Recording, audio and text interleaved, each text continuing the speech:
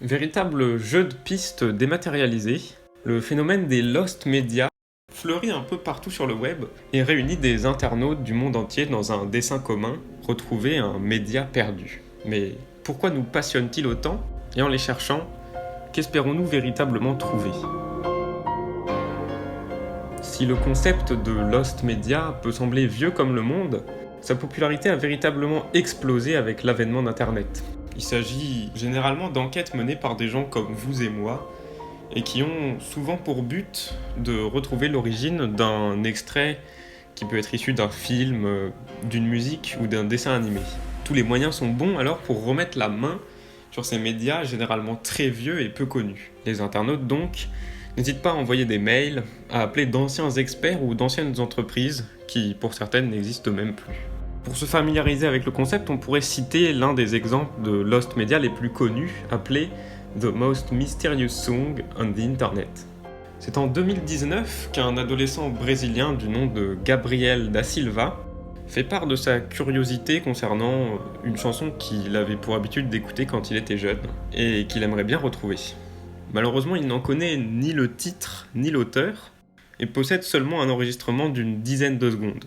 Bien que ça puisse sembler peine perdue, son post va très rapidement faire le tour d'internet et être partagé par un bon nombre de célébrités des réseaux sociaux.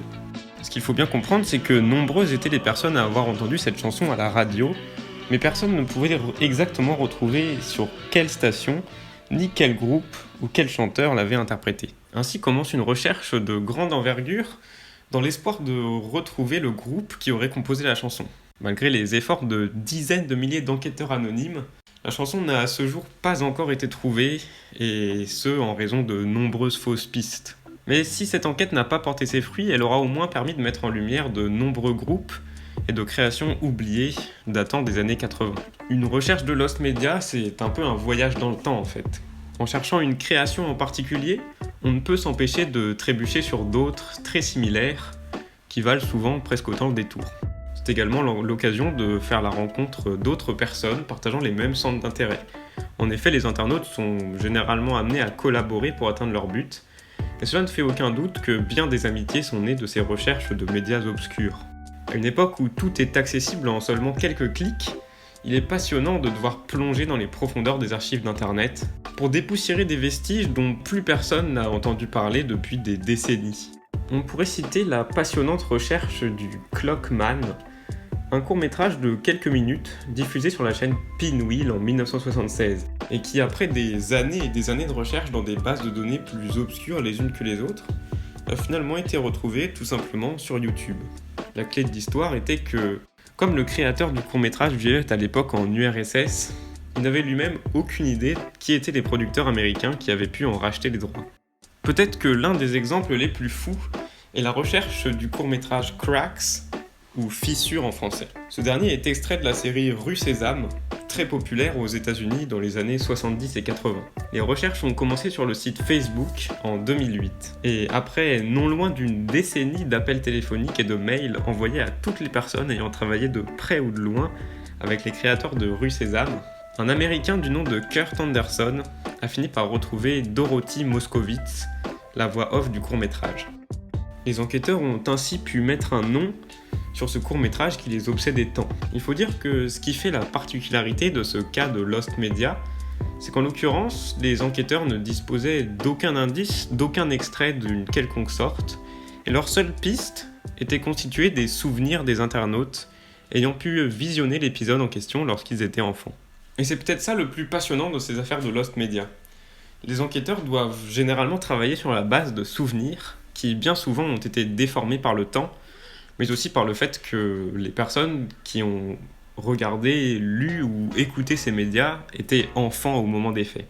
Impossible donc de se rappeler de chaque détail à la perfection, et même si le fait de voir d'autres personnes en parler permet de raviver certains souvenirs, il reste toujours d'immenses incohérences qui rendent les recherches passionnantes. Pour cela, laissez-moi vous parler d'un dernier exemple, et peut-être encore plus intéressant que les précédents.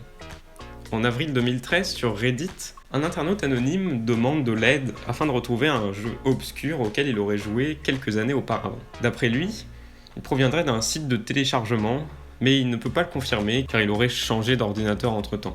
Jusqu'ici, rien d'exceptionnel, mais c'est un détail qui va mettre la toile en ébullition, le scénario du jeu, ou du moins ce dont il se souvient. Dans ce jeu, le joueur doit entretenir sa ferme et cultiver différents produits dans le but de gagner de l'argent, agrandir son terrain et débloquer de nouveaux outils, comme dans un jeu de simulation de ferme, un peu comme Harvest Moon. À l'exception que dans celui-ci, la police vient constamment fouiller la ferme à la recherche d'un cadavre. Pour être précis, le cadavre de la femme du joueur, caché quelque part sous les cultures. Un scénario bien glauque et évidemment excitant pour tous les internautes. Ils sont donc nombreux à se mettre à sa recherche, et certains disent même se souvenir d'y avoir joué. Étonnamment, aucun n'est capable de retrouver le site sur lequel il l'avait téléchargé. Après environ 5 ans d'investigation, les enquêteurs trouveront finalement le fin mot de l'histoire. Le jeu n'existe pas. Il s'agissait en fait d'une vidéo du youtubeur Vinesauce, dans laquelle ce dernier plaisantait en disant vouloir créer un jeu avec ce scénario. Le jeu n'est bien entendu jamais sorti. Ce qui est tout simplement incroyable dans cette histoire, c'est que les internautes se sont eux-mêmes persuadés qu'ils avaient en effet joué à ce jeu, qui n'a en réalité jamais existé. Les souvenirs sont une science bien étrange. En somme, il n'est pas étonnant que ces enquêtes sur les Lost Media soient si populaires, à une époque où toutes nos vies se trouvent à l'intérieur de la grande machine d'Internet. S'il y a seulement une réserve à émettre sur cette pratique, c'est qu'elle doit rester quelque chose d'assez exceptionnel et ne doit pas trop se populariser au risque de devenir trop encombrante. En effet, on a déjà relevé plusieurs témoignages d'anciennes entreprises ou de personnes qui se retrouvaient noyées sous les mails de dizaines de curieux qui, se prenant pour Sherlock Holmes, passaient en fait tous par les mêmes pistes. Mais ce qu'il faut retenir, c'est que, le plus généralement, ces improbables enquêtes restent un excellent moyen pour des inconnus de collaborer sur un projet un peu fou qui, plus souvent qu'on ne le pense, porte ses fruits. Alors, bonne recherche et cordialement.